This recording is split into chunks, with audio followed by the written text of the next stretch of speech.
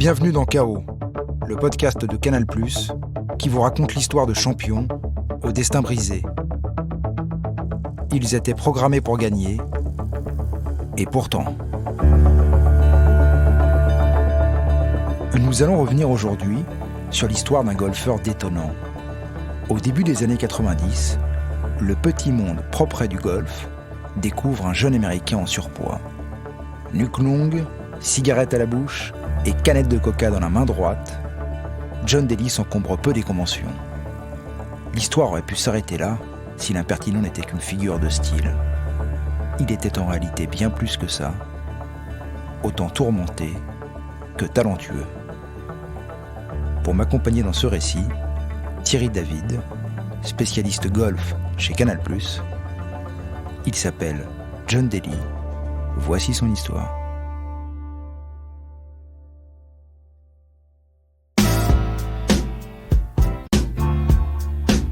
Dardanelle, Arkansas, 1973. Derrière la porte d'une maison résidentielle d'un petit village perdu des États-Unis, un enfant de 7 ans, seul.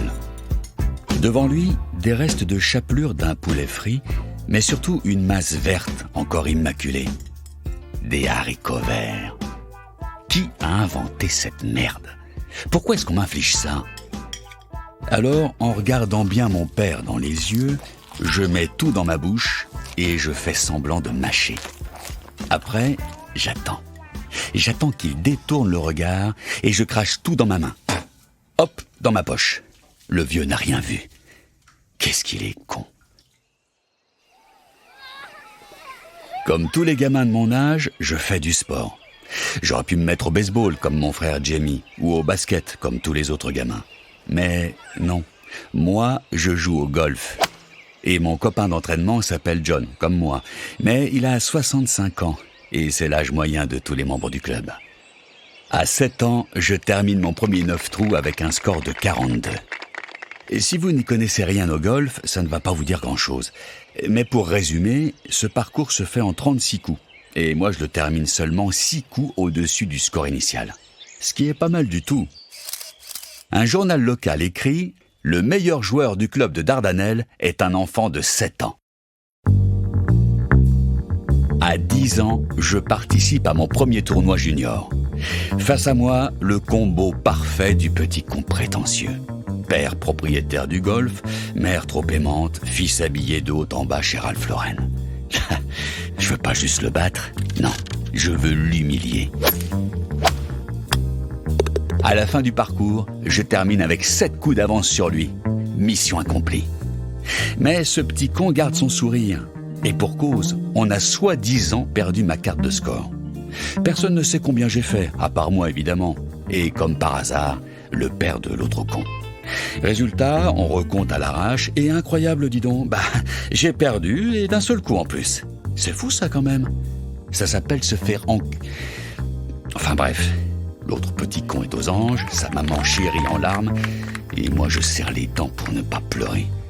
Ça aurait pu s'arrêter là, si le fils prodige n'avait pas voulu la jouer grand seigneur en voulant me serrer la main. Allez tiens, ça t'apprendra la vie. Au foot, ce genre d'épisode serait bien banal. Mais dans le petit monde feutré du golf, ça ne passe pas inaperçu. Je ne viens pas du même monde. Ça, c'est un fait. Quand c'est ma mère qui m'accompagne lors de compétitions, nous faisons presque bonne figure. Mais le presque ne suffit pas toujours à cacher les apparences.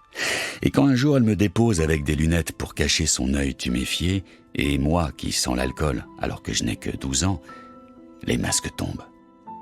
Mon père est ivre un jour sur 2, ce qui présente l'avantage certain de ne pas souvent venir me voir jouer. Pourtant, je lui dois tout.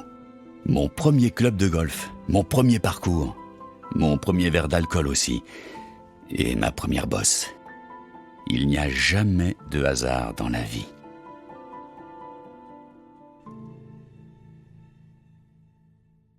À 17 ans, je joue à Atlanta l'un des plus gros tournois du circuit junior.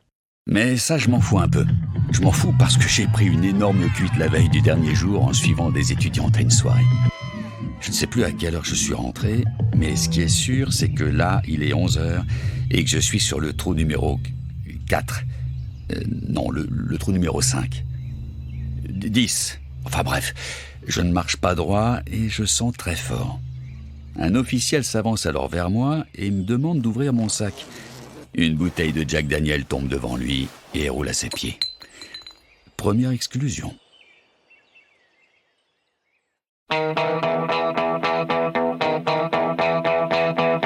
Depuis que je suis petit, j'ai un surnom. The Big Hitter, la frappe. Quand je joue au golf, il y a toujours un petit attroupement pour me voir taper le premier coup. Je ne suis encore qu'un amateur, mais personne ne tape aussi fort la balle que moi. Je suis capable de l'envoyer à plus de 300 mètres. Par contre, quand je tape mon deuxième coup au milieu du fairway, il n'y a plus personne. Au printemps 1988, j'ai 22 ans, je suis un jeune marié et je me suis lancé sur le circuit secondaire de golf. 6 mois plus tard, j'ai divorcé et ce que j'ai gagné sur les greens, je l'ai perdu au casino. Un soir, alors que je venais de remporter un tournoi à 25 000 $, j'ai tout perdu au blackjack. Le soir, dans ma chambre d'hôtel, j'éclate la télé à coups de poing. Bilan, 2 doigts cassés, mais aucun tendon touché. Ma carrière aurait pu s'arrêter là, dans un hôpital perdu au milieu de nulle part.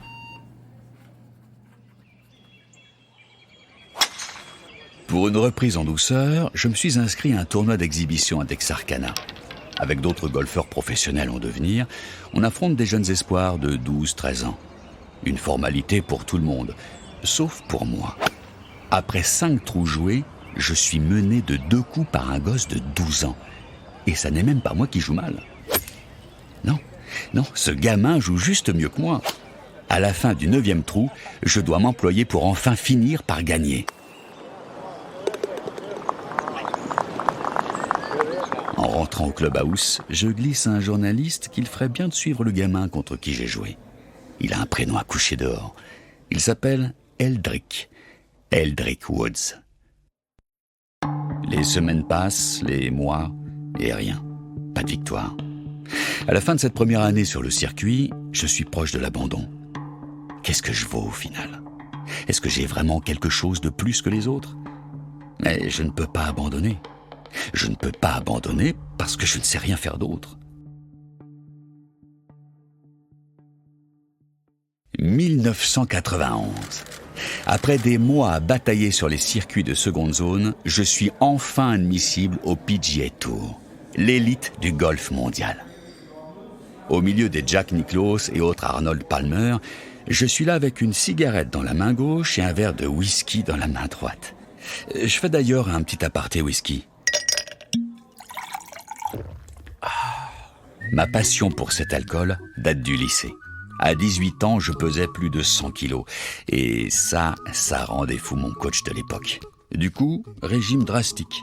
Plus de burgers, plus de bière et plus de coca. Et si j'ai faim, j'ai le droit de fumer. Ça coupe l'appétit. Et ben vous savez quoi ? Putain, ça marche. Je fume 3 paquets par jour. J'ai arrêté la bière pour le whisky et je ne bouffe que du riz. Résultat, je suis peut-être devenu alcoolo. Mais j'ai perdu 30 kilos. En septembre, je suis 5e sur la liste d'attente pour jouer le PGA Championship dans l'Indiana. Le PGA fait partie du Grand Chelem. C'est l'un des 4 tournois les plus prestigieux au monde. Quand on est 5e sur la liste d'attente, nos chances de jouer sont nulles. D'ailleurs, je ne me suis même pas posé la question. J'ai pris une semaine de vacances avec ma femme. Hôtel, piscine, bar, ça, c'est la vie. Hello? À l'autre bout du fil, Ken Anderson, directeur du PGA Championship. Bill Sanders s'est blessé. Mark Lyle ne peut pas jouer. Brad Bryant a un décès dans sa famille. Nick Price est devenu papa et le 5e remplaçant, c'est moi. Nous sommes mercredi. Il est 2h du matin. J'ai un verre de whisky dans la main et je dois être à 13h sur le parcours du Crooked Stick dans l'Indiana pour taper mon premier coup. 30 minutes plus tard, je suis dans ma voiture avec ma femme. 10 heures de route plus tard, et un McDo avalé, 2 McDo, bref, je sais plus combien, je suis sur le parcours, trou numéro 1, avec Jeff Squeaky, le caddie de Nick Price. Autant dire que je ne suis pas complètement frais quand je tape mon premier coup. Mais pour un mec qui n'a pas dormi et qui a encore un petit morceau de salade entre les dents, je suis plutôt alerte. Je tape décontracté, et quand à 16h je commence à piquer un peu du nez, le ciel s'obscurcit. La pluie, le vent, mais surtout la foudre, elle vient de s'abattre sur les gradins. Un homme perd la vie. Le tournoi est interrompu. Quand le lendemain le tournoi reprend, je termine ma première journée avec un score de 69, soit 3 coups sous le par, à 2 longueurs seulement du premier. À cet instant, personne ne s'est rendu compte qu'au milieu des meilleurs joueurs mondiaux s'est glissé un inconnu. Deuxième journée, je réalise un eagle sur le trou numéro 5. Il y a plus de 500 mètres, c'est un par 5. Théoriquement, c'est impossible d'arriver sur le green en 2 coups, sauf pour moi. À chaque coup que je rentre, je tape dans les mains du petit groupe de fans qui me suit. Ça peut vous paraître normal, mais dans le petit monde du golf, on ne joue pas avec son outil de travail. La main, c'est précieux. On ne fait pas des accolades au premier kidam qui passe. Eh ben moi, je m'en fous. Je me nourris de ça.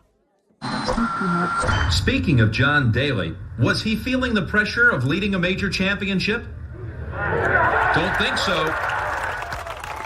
À l'issue de la deuxième journée, je suis seul premier avec un coup d'avance sur le second. Première conférence de presse, première interview télé. Ce qui est assez drôle, c'est que personne n'a suivi ma première journée. Et comme j'ai terminé mon deuxième jour plus tard que mes principaux concurrents, aucun journaliste ne s'est intéressé à moi. Résultat, personne ne me connaît. Mais comme personne n'ose l'avouer, j'ai que des questions bateaux, genre « Vous êtes content de votre journée? Vous pensez que vous allez tenir le rythme ?» Mais attendez, vous savez qui je suis? Silence gêné dans la salle.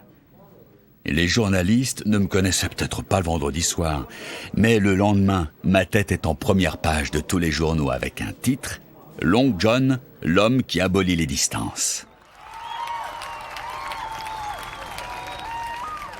Sur le parcours, mon petit groupe de fans s'est élargi.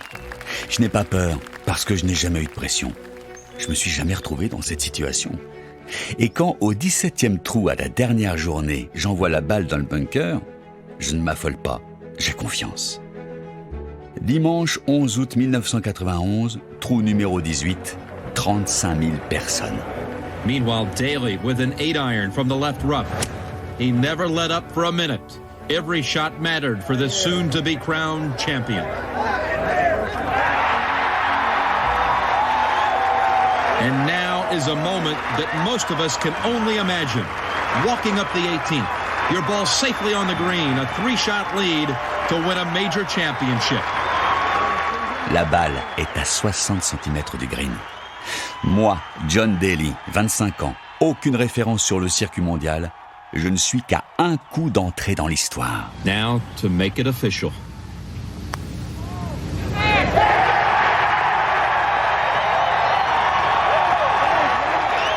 Je n'étais qu'un remplaçant. Je suis devenu une star.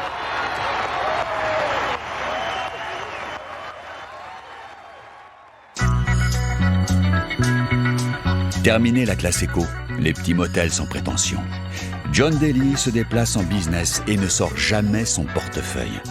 Le monde entier réclame l'inconnu qui a remporté un grand chelem. En 1992, on m'attend comme le messie sur tous les tournois auxquels je participe. Je ne tape plus pour gagner, je tape pour me montrer. Que je gagne ou que je perde, le rituel est le même. Dessin animé le matin, burger le midi, golf l'après-midi, whisky et casino le soir. Chaque dollar gagné est dépensé et chaque verre bu est un verre bu. Depuis mon divorce en 1988, j'ai rencontré Betty, l'amour fou. Je l'ai épousée, évidemment, et nous avons eu notre premier enfant, une petite fille du nom de Shaina. J'ai acheté une immense maison dans le Colorado, à Castle Pines, et j'ai endossé l'habit du meilleur mari. Mais quand on boit tous les jours, on ne construit rien. Les jours passent et je sombre doucement. Chaque verre en appelle un autre. Il n'y a pas de répit, pas de pause. Et un soir, c'est la fête de trop. la dispute de trop. Putting up with what? I can't talk to people? Je pousse ma femme contre le mur et je reviens avec une batte de baseball. Je casse tout en commençant par ma salle des trophées. Je brise les vitrines, je détruis tout ce que j'ai gagné. La police est là, mais c'est trop tard. J'ai détruit ma maison de rage, de colère, d'alcool.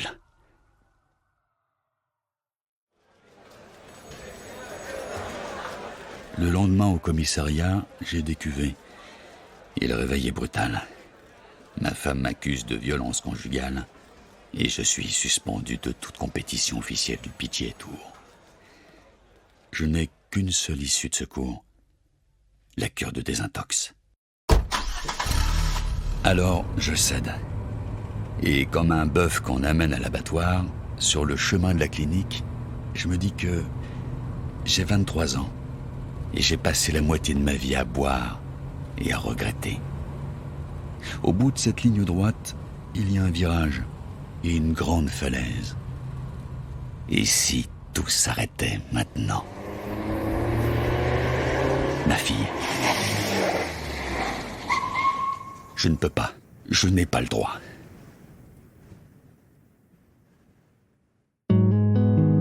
Un an plus tard, je suis sobre, mais sur le green, c'est l'enfer.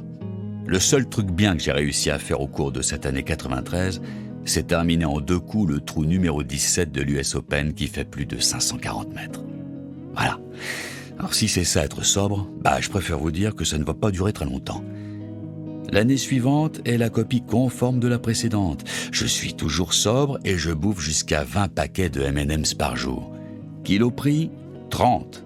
Tournoi gagné, 1. Le Bell South Classic à Atlanta.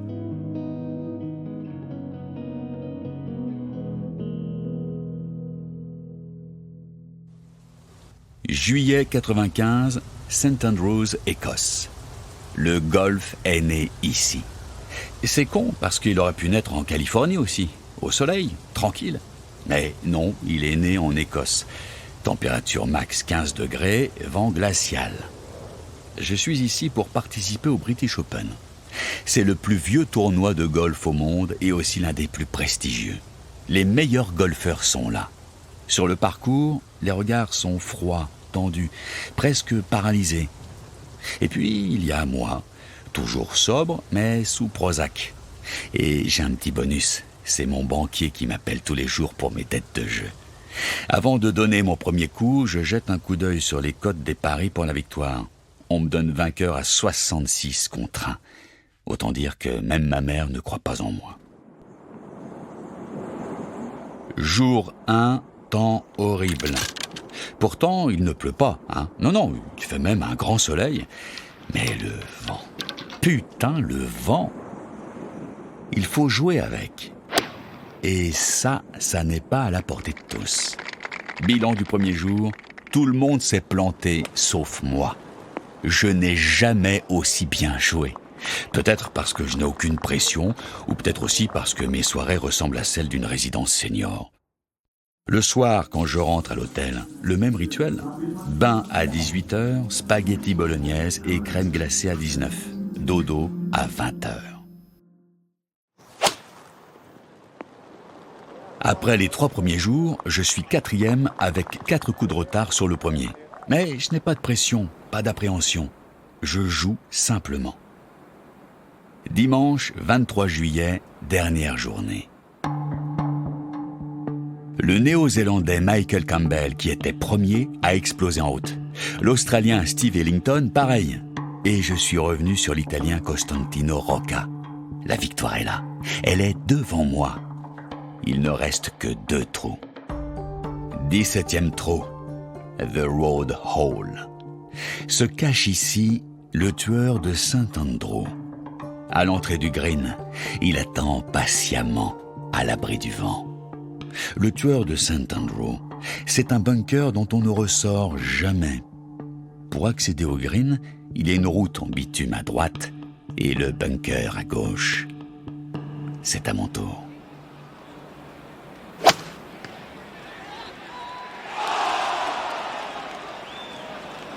Je suis tombé dedans. Quand je m'approche de la balle, et que je lève la tête, je ne vois même pas le green derrière. En 1978, le japonais Tomi Nakajima a mis 5 coups à sortir de ce bunker alors que la victoire lui tendait les bras. C'est un gouffre dont on ne ressort jamais. Je l'ai fait. Putain, je l'ai fait. Je suis sorti en un coup de ce putain de bunker. Il ne peut plus rien m'arriver. 18e trou, je réalise un sans faute. Si Costantino Rocca ne réalise pas un birdie, c'est-à-dire un coup sous le par, la victoire sera à moi. And so the vital chip. A chip and a putt would mean a tie. Il a raté son approche. Il a raté son approche. Il est à 20 mètres du trou et s'il veut revenir à égalité, il doit la mettre en un coup. C'est impossible. Personne ne peut réaliser un tel coup à ce moment-là. J'ai gagné. Je le sais. This for a round of 73. If he doesn't hold it, Daly, John Daly, will be the champion.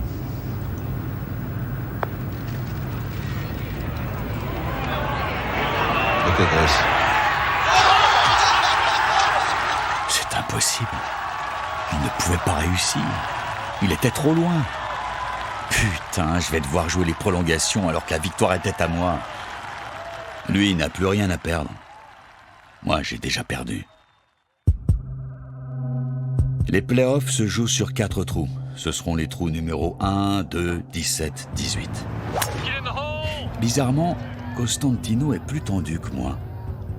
Après les 2 premiers trous, j'ai 2 coups d'avance. 17e trou. Je le termine en 4 coups. Si Costantino fait mieux, j'arrête le golf. Costantino est en approche du green, mais il tombe dans le bunker. Il n'en sortira pas. C'est impossible. He couldn't get it out. It was a very awkward spot. C'est fini. Costantino a mis 3 coups pour sortir du bunker. Je n'ai plus qu'à assurer sur le dernier trou et cette fois, il n'y aura plus d'égalité, plus de coups improbables. Un seul gagnant. Et ce sera moi. It's official, John Daly, the 1995 Open champion. Le dimanche 23 juillet 1995, j'ai remporté le 2e tournoi du Grand Chelem de ma carrière. On me tire pour prendre des photos, ma copine m'embrasse, mais on me ramène à l'intérieur pour prendre un appel.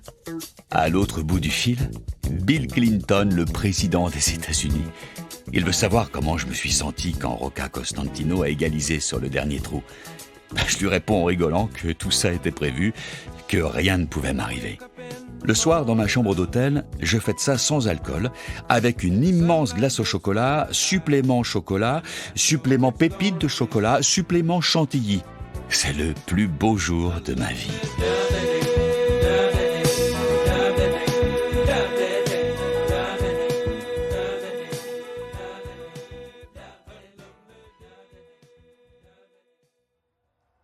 Un an a passé. Je ne suis plus un outsider. J'ai basculé de l'autre côté. Quand je reviens au British Open, les gens trépignent. On se presse pour me voir jouer. Mais il ne se passe plus rien. Je n'ai rien changé pourtant. Je suis toujours sobre, toujours gros, mais ça ne fonctionne plus. Les tournois s'enchaînent, mais rien. Habituellement, quand je rentre le soir dans ma chambre d'hôtel, le minibar est vide. Mon agent a prévenu en amont, aucune bouteille d'alcool ne doit traîner à ma portée. Mais ce soir-là, en Suède, le minibar est plein. Je suis seul et triste.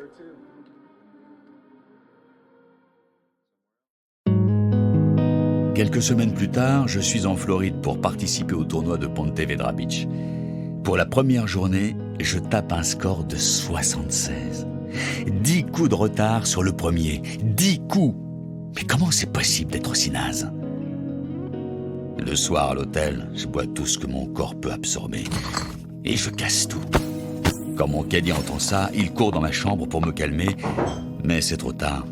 Je suis allongé sur le sol, inconscient. Le lendemain, je suis au Betty Ford Center pour une 2e cure de désintox. j'ai tout perdu. Ma troisième femme veut divorcer, je n'ai plus de sponsor, et tout ce que j'ai gagné sur les parcours, je l'ai perdu au casino. Alors, qu'est-ce qu'on fait? On arrête? Non. Je retrouve un sponsor, je retrouve une nouvelle femme, et je repars. Mais cette fois, je ne me cache plus. Je joue comme je suis. Quand il faut taper au driver sur une canette de bière pour une campagne de pub, je suis là. Je ne sais pas si un jour j'ai vraiment couru après les victoires, la gloire, la célébrité. J'ai commencé le golf pour faire comme mon père. Son allure, sa prestance, sa façon de tenir le club, tout me fascinait. Quand je tape avec mon club, c'est lui que je vois. Et quand je bois, c'est lui que je vois aussi. Depuis que mes parents sont séparés, je ne vois plus mon père. Par honte et par peur aussi. Quand je retourne là où j'ai grandi, c'est pour voir mes amis et mon frère, mais pas mon père.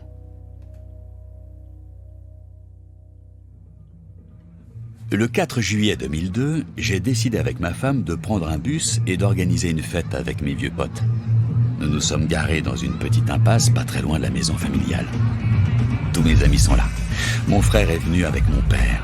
Il a l'air heureux. Peut-être a-t-il changé. Mais quand on est alcoolique et qu'on ne sait jamais soigner, il n'y a pas de miracle. 1 heure plus tard, il a descendu tout ce qui se présentait face à lui. Il ne tient plus debout et drague lourdement une amie de ma femme qui a 30 ans de moins. Alors, avec mon frère, on le ramène chez lui et on le couche de force. La fête est finie. Dans la petite salle à manger, on attend qu'il s'endorme. Assis autour de la table, rien n'a changé ici. Le temps semble s'être figé, comme si nous étions encore des enfants. Et les minutes passent, le silence. Je me lève pour partir, mais dans le couloir, mon père est là, debout, face à moi. Dans sa main droite, un flingue. Et il est braqué sur moi. C'est de ma faute. Tout est de ma faute. Maman qui est partie, c'est moi. Sa dépression, c'est moi. Sa vie, c'est moi. Il va me tuer. La balle a traversé la porte sans nous toucher. Mon père est prostré au sol, le regard dans le vide. J'ai toujours fui mon père, fui ses colères, fui ses coups. Si j'ai aussi vite appris le golf, c'est que j'y étais tous les jours, jusqu'à la tombée de la nuit, et parfois plus. Il ne m'a jamais aidé, jamais conseillé.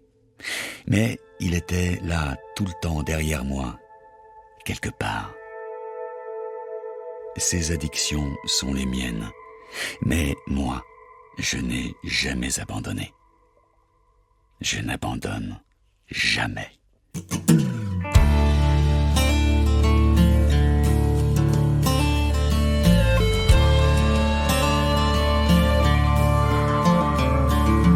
Well, I've won and lost against the best. This old road's been a hell of a test. I'm still driving, I ain't slowing down.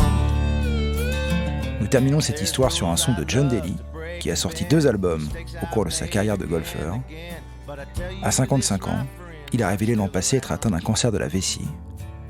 Rassurez-vous cependant, il a juré qu'il allait baisser sa consommation de Coca Light et il compte désormais les minutes avant de reprendre une cigarette.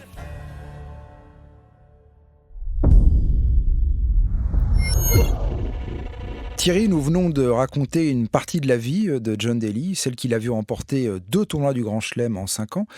Alors, notre histoire s'arrête au début des années 2000, mais John Daly ne va pas s'arrêter là. Que s'est-il passé ensuite ?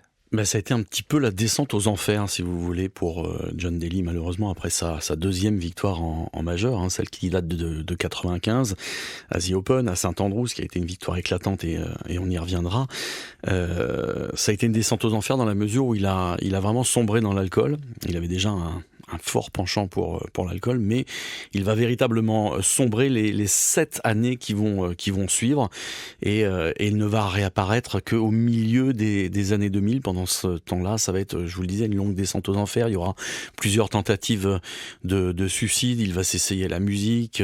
Il joue beaucoup. Il a des énormes dettes de jeu. C'est un garçon qui estime par lui-même avoir totalisé environ 60 millions de dollars de dettes de jeu dans sa vie, ce qui est absolument incroyable.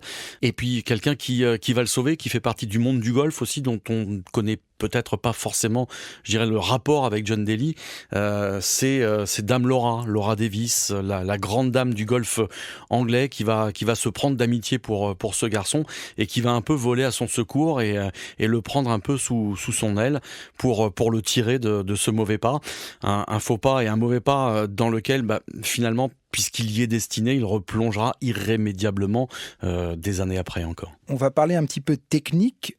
Qu'est-ce qu'il avait de plus que les autres ? La première chose qui nous vient à l'esprit lorsque on regarde son swing de golf, c'est ce que l'on appelle, nous, ce fameux overswing.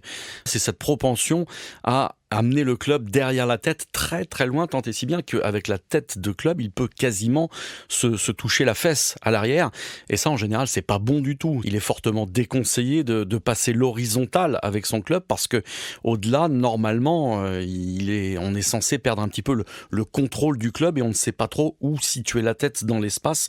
Mais ça fait partie de la caractéristique principale de John Daly, ce fameux overswing, quelque chose avec lequel il a appris à jouer au golf et qu'il maîtrisait parfaitement, et qu'il maîtrise d'ailleurs toujours parfaitement. On va revenir, Thierry, sur cette victoire au British Open, et plus précisément sur ce fameux bunker du 17e trou dans lequel John Daly et Constantino Rocca vont tomber.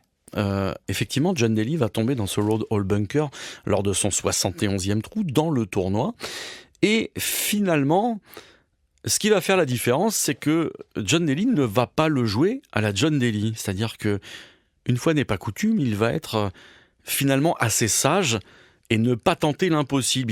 Il ne va pas jouer son coup en direction du drapeau, c'est-à-dire là où le bunker est le plus haut. Il va jouer à un endroit qui va se situer environ 10-15 mètres à gauche du drapeau sur le green, là où la montée du bunker est un petit peu moins abrupte, et de ce fait va pouvoir sortir sa balle. Ce qui reste que, quoi qu'il arrive, toutefois, un exploit énorme, parce que malgré tout, il fait un bond de quasiment 3 mètres pour sortir cette balle qui est collée au mur, et c'est déjà un immense exploit. Mais il a choisi la solution sage. Alors que dans le play-off, on va voir Constantino Rocca, qui à 3 reprises va rester dans ce bunker, en voulant tout simplement attaquer le drapeau et sortir à l'endroit du point culminant de la butte du bunker, là où c'est le plus haut et là où c'est le plus difficile, là où c'était impossible. Alors Thierry, ça fait de nombreuses années que vous commentez le golf sur Canal. Vous avez eu l'occasion de voir à plusieurs reprises John Daly, de le côtoyer. Comment est-il ? John Daly, c'est John Daly, c'est quelqu'un qui est tout à fait à part dans le milieu du golf. On est dans un monde de sportifs en général, qui est quand même assez formaté maintenant, qui est quand même assez cadré. Vous avez un John Daly qui, depuis, je dirais, les débuts de sa carrière, et encore aujourd'hui, puisqu'il continue de jouer plutôt pas mal d'ailleurs sur le Senior Tour, est quelqu'un qui dénote complètement lorsque vous allez le croiser sur le parcours. Et alors, sans jugement de valeur, vous allez le voir en pleine compétition, souvent en voiturette, malheureusement, désormais, puisqu'il a une dérogation pour pouvoir jouer avec une voiturette en raison de ses ennuis de santé. Mais lorsque je l'ai encore vu il y a 3-4 ans, sur le tour principal joué à pied, il va faire son parcours pendant la compétition, en mondiovision devant les caméras de la télévision, avec sa cigarette au bec et puis sa canette de coca dans les mains. Et c'est quelqu'un qui est tout à fait détaché de tout cela. C'est aussi ce qui fait sa force, je pense. C'est un garçon qui vit le golf, qui prend le golf comme un plaisir, comme ce qu'il a toujours considéré être une façon de s'amuser. Et peu importe ce qu'il va advenir derrière. Vous savez que John Daly, d'ailleurs, possède un triste record sur le PGA Tour pour beaucoup de gens, mais qui pour lui finalement n'est pas si grave que cela. Il a fait un trou absolument catastrophique, ça reste dans les annales du golf. Il avait une fois fait 18 sur un par 5, c'était à Bay Hill, près de Orlando, chez Arnold Palmer. Il avait fait donc 18 sur ce par 5 en mettant 6 balles dans l'eau consécutivement et en s'entêtant à continuer de driver plutôt que de jouer sur une partie qui était plus facile. John Daly est le seul joueur américain à avoir remporté 2 tournois majeurs sans jamais avoir été sélectionné pour la Ryder Cup, cette compétition qui voit s'affronter les meilleurs golfeurs américains et européens. Pourquoi ? John Daly est quelqu'un qui manque de fiabilité, qui est instable psychologiquement, qui est immature, et on a du mal à lui faire confiance. D'ailleurs, sur ce thème, il a déclaré lui-même récemment, lorsqu'il était interrogé sur ce manque de ne pas avoir joué de Ryder Cup, il a déclaré en termes de Ryder Cup que finalement il avait sans doute été lui-même son propre ennemi, son pire ennemi pour une qualification Ryder Cup. Ce podcast a été écrit et réalisé par Clément Crépu et Gilles Paco. Tous les podcasts sont à retrouver sur MyCanal et toutes les plateformes d'écoute en ligne. À bientôt.